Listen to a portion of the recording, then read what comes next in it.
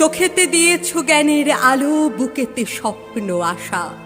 তুমি শিক্ষক, তুমি গুরুদেব, আলোর পথের দিশা। আজ 5 সেপ্টেম্বর শিক্ষক দিবস।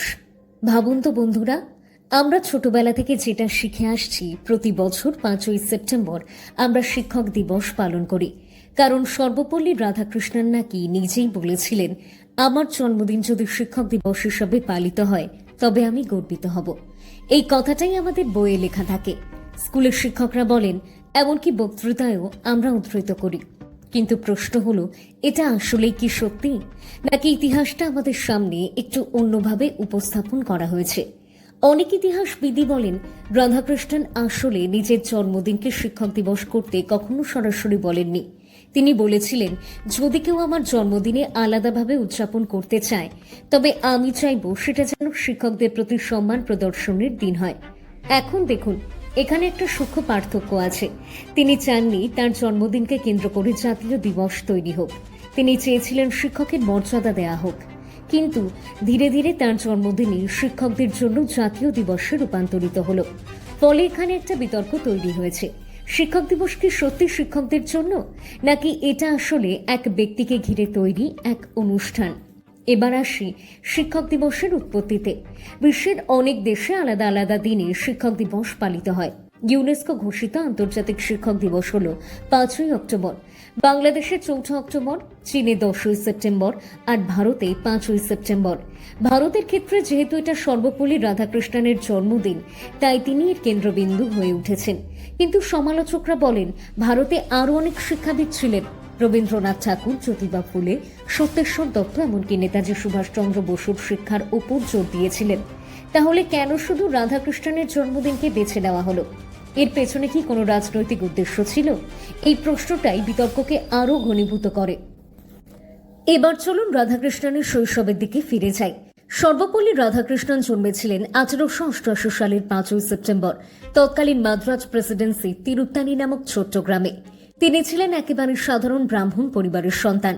বাবা ছিলেন ছোটখাটো চাকরিজীবী, খুব বেশি আয় করতেন না। পরিবার বড় ছিল, সংসারে অভাব অনটন ছিল নিত্যসঙ্গী। কিন্তু এর মধ্যেই ছোট রাধাকৃষ্ণনের মনে পড়াশোনার প্রতি এক অদ্ভুত আকর্ষণ তৈরি হয়েছিল। তিনি প্রথমে স্থানীয় স্কুলে পড়াশোনা শুরু করেন। ছোটবেলা থেকেই তিনি ছিলেন শান্ত, অন্তর্মুখী স্বভাবে, কিন্তু মেধার ঝলক দেখা গিয়েছিল তখনই। পরে তিনি পড়াশোনা চালিয়ে যান তিরুপতির কাছাকাছি তিরুপতি ভেঙ্কটেশ্বর বিশ্ববিদ্যালয়ে, তারপর মাদ্রাজ খ্রিস্টান কলেজে। এখানেই তিনি দর্শনের প্রতি গভীর আকর্ষণ অনুভব করেন। পশ্চিমা দর্শনের সঙ্গে ভারতীয় দর্শনের তুলনা করতে গিয়ে তার মধ্যে জন্ম নেয় নতুন প্রশ্ন। যখন তিনি মাদ্রাজ খ্রিস্টান কলেজে পড়ছিলেন, তখন ইউরোপীয় অধ্যাপকরা ভারতীয় দর্শনকে প্রায় তাচ্ছিল্যের চোখে দেখতেন। তারা বলতেন, ভারতীয় দর্শন কেবল আধ্যাত্মিক, এর কোনো যুক্তিবাদী ভিত্তি নেই। এই কথাগুলো তরুণ রাধাকৃষ্ণনকে গভীরভাবে আঘাত করেছিল। তিনি সিদ্ধান্ত নিলেন, তিনি সারা পৃথিবীকে প্রমাণ করবেন ভারতীয় দর্শনের গভীরতা আর যুক্তির শক্তি। এখান থেকেই শুরু হয় তার আজীবনের দার্শনিক যাত্রা। 1911 সালে তিনি দর্শনে মাস্টার্স ডিগ্রি অর্জন করেন। অল্প কিছুদিনের মধ্যেই মাদ্রাজ প্রেসিডেন্সি কলেজে অধ্যাপনা শুরু করেন। এখান থেকেই শুরু হয় তার শিক্ষক হিসেবে দীর্ঘ কর্মজীবন। শিক্ষার্থীদের কাছে তিনি ছিলেন কঠোর কিন্তু অনুপ্রেরণাদায়ক। তিনি শুধু পাঠ্য বই পড়তেন না, বরং চেষ্টা করতেন শিক্ষার্থীদের চিন্তা শক্তি জাগিয়ে তুলতে। তার দার্শনিক চিন্তার মূল লক্ষ্য ছিল ভারতীয় দর্শনকে বৈশ্বিক মঞ্চে মর্যাদা দেওয়া। তিনি বিশেষ করে উপনিষদ, বেদান্ত আর ভাগবত গীতার দর্শন নিয়ে গবেষণা করতেন। কিন্তু এখানেই আবার জন্ম নেয় বিতর্ক। অনেকেই বলেন, তিনি ভারতীয় দর্শনকে এমনভাবে ব্যাখ্যা করতেন যাতে সেটা পাশ্চাত্য খ্রিস্টীয় দর্শনের সঙ্গে মিলে যায়। ফলে পশ্চিমাদের কাছে ভারতীয় দর্শন গ্রহণযোগ্য হলেও এর মৌলিকতা নাকি নষ্ট হয়ে যেত। রাধাকৃষ্ণনের আসল পরিচয় শুধু একজন শিক্ষক বা রাষ্ট্রপতি নয়, তিনি ছিলেন এক অনন্য দার্শনিক। তার সবচেয়ে বড় লক্ষ্য ছিল ভারতীয় দর্শনকে বিশ্বমঞ্চে প্রতিষ্ঠা করা। তিনি বিশ্বাস করতেন, ভারতীয় দর্শন কেবল আধ্যাত্মিক সাধনা নয়, এর ভেতর আছে গভীর যুক্তি, লজিক আর বিশ্লেষণ ক্ষমতা। পশ্চিমা শিক্ষাবিদরা যেভাবে ভারতীয় দর্শনকে তুচ্ছ করে দেখতেন, সেই ধারণা তিনি ভেঙে দিতে চাইতেন। তিনি বিশেষ করে বেদান্ত দর্শনের ওপর জোর দেন। তার লেখায় বারবার উঠে এসেছে উপনিষদের শিক্ষা, শঙ্করাচার্যের অদ্বৈত দর্শন আর গীতার ব্যাখ্যা। তিনি লিখেছিলেন, ভারতীয় দর্শন মানুষদের আধ্যাত্মিক উন্নতির পাশাপাশি সামাজিক উন্নতিতেও সহায়ক। তার বই ইন্ডিয়ান ফিলোসফি আজ একটি ক্লাসিক হিসেবে বিবেচিত হয়। এই বইয়ের মাধ্যমে তিনি প্রথমবার বিশ্বকে দেখিয়েছিলেন ভারতীয় দর্শন শুধু যোগ বা ধ্যান নয়, এটি পূর্ণাঙ্গ যুক্তিবাদী দর্শন, যা পাশ্চাত্যের প্লেটো, অ্যারিস্টটল বা কান্টের দর্শনের সমকক্ষ। কিন্তু এখান থেকেই শুরু হয় বিতর্ক। সমালোচকরা বলেন, রাধাকৃষ্ণন ভারতীয় দর্শনকে উপস্থাপন করেছিলেন পশ্চিমাদের চোখে গ্রহণযোগ্য করার জন্য।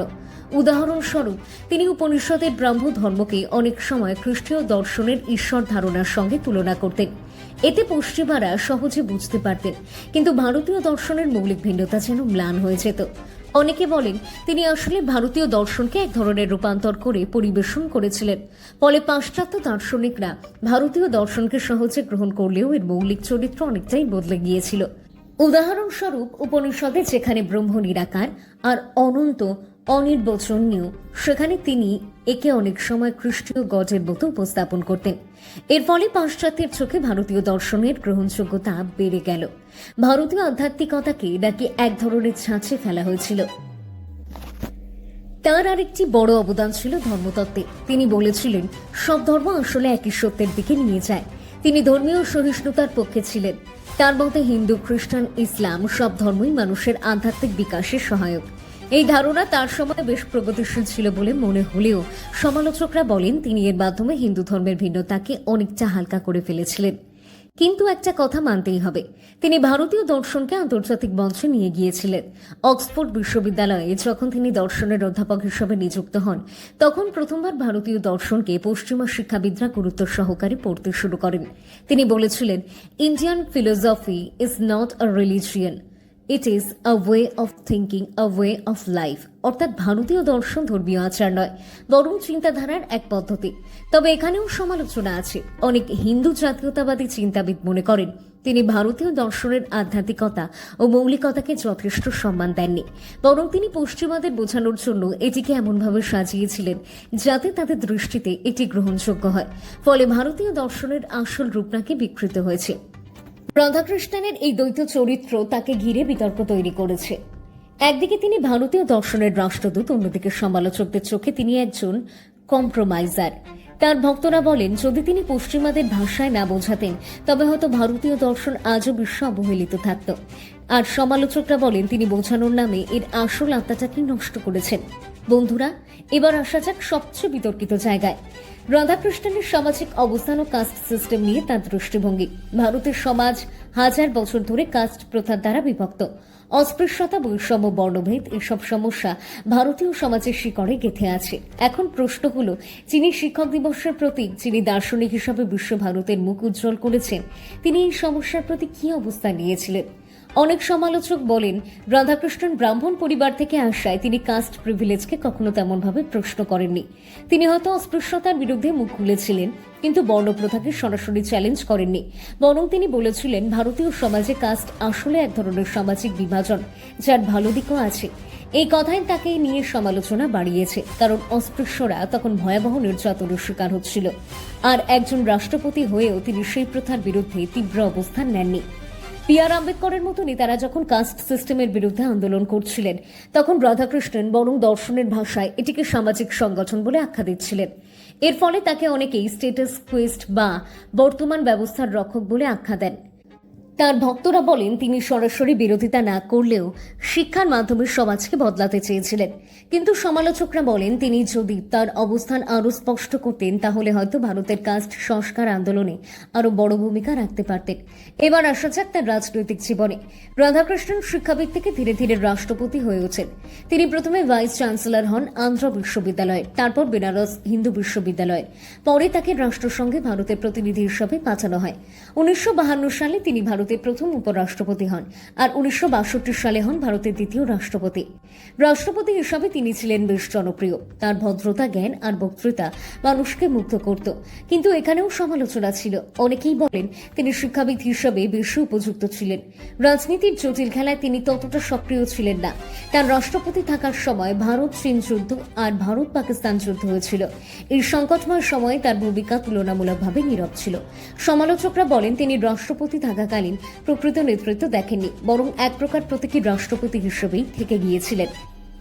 সবচেয়ে বড় বিতর্ক তৈরি হয়েছে শিক্ষক দিবসকে ঘিরে। বলা হয় 1962 সালে রাষ্ট্রপতি হওয়ার পর কিছু ছাত্র ও বন্ধু তাকে জন্মদিন উদযাপনের পরিকল্পনা নিয়ে জানায়।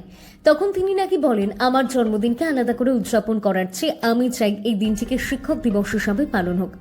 এখান থেকেই 5ই সেপ্টেম্বরের শিক্ষক দিবস হিসাবে প্রতিষ্ঠা পায়। কিন্তু সমালোচকরা বলেন এখানে আসলেই একটা সমস্যা আছে। প্রথমত, শিক্ষক দিবস এক ব্যক্তির জন্মদিনের সঙ্গে বাধা পড়ে গেল। এর ফলে ভারতের অন্যান্য শিক্ষাবিদদের অবদান অনেকটাই আড়ালে চলে গেল।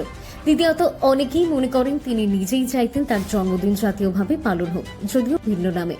আবার অনেকে বলেন তার কথাগুলোকে ভুলভাবে ব্যাখ্যা করা হয়েছে।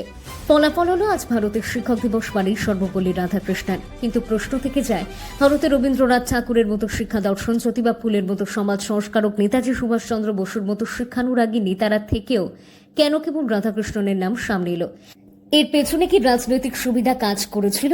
বন্ধুরা, শিক্ষক দিবসের ইতিহাস, রাধাকৃষ্ণনের জীবন ও বিতর্ক নিয়ে আমরা অনেক কথা বললাম। এবার একটা প্রশ্ন খুব স্বাভাবিক, শিক্ষক দিবসকে কেবল রাধাকৃষ্ণনের জন্মদিনেই বাধা থাকা উচিত? ভারতের ইতিহাসে তো অসংখ্য মহান শিক্ষাবিদ ছিলেন।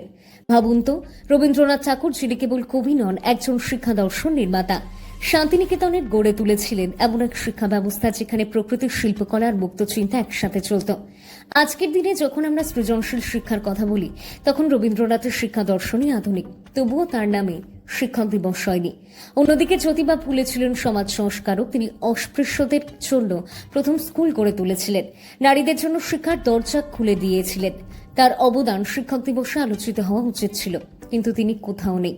নেতাজি সুভাষচন্দ্র বসু শিক্ষার গুরুত্ব নিয়ে বলেছিলেন, শিক্ষা এমন হওয়া উচিত যা মানুষকে স্বাধীন চিন্তায় অভ্যস্ত করে।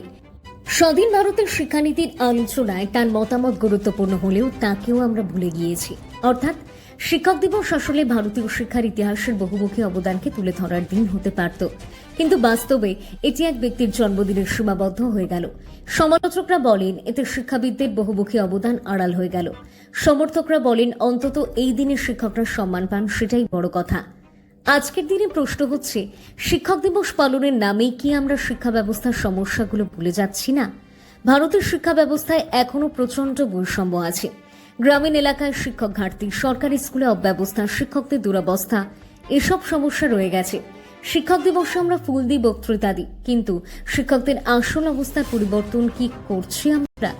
রাধাকৃষ্ণন চেয়েছিলেন শিক্ষকদের মর্যাদা বাড়ুক, কিন্তু আজ তার নামের আড়ালে আসল সংস্কারের আলোচনায় হারিয়ে যাচ্ছে। তাই হয়তো সময় এসেছে ভাবার, শিক্ষক দিবস মানে কেবল একটি জন্মদিন উদযাপন নয়, বরং শিক্ষা ব্যবস্থার প্রতিটি শিক্ষককে সম্মান জানানো এবং শিক্ষায় পরিবর্তন আনার অঙ্গীকার করা। বন্ধুরা, সর্বপল্লী রাধাকৃষ্ণন ছিলেন মহান শিক্ষক, অসাধারণ দার্শনিক এবং সম্মানিত রাষ্ট্রপতি। কিন্তু তার জীবন নিয়ে বিতর্কও আছে। ভারতীয় দর্শনকে পাশ্চাত্যের কাছে বিকৃতভাবে উপস্থাপন করা, কাস্ট সিস্টেম নিয়ে নরম ভূমিকা নেওয়া, শিক্ষক দিবসকে তার জন্মদিনের সঙ্গে বেঁধে দেওয়া ইত্যাদি।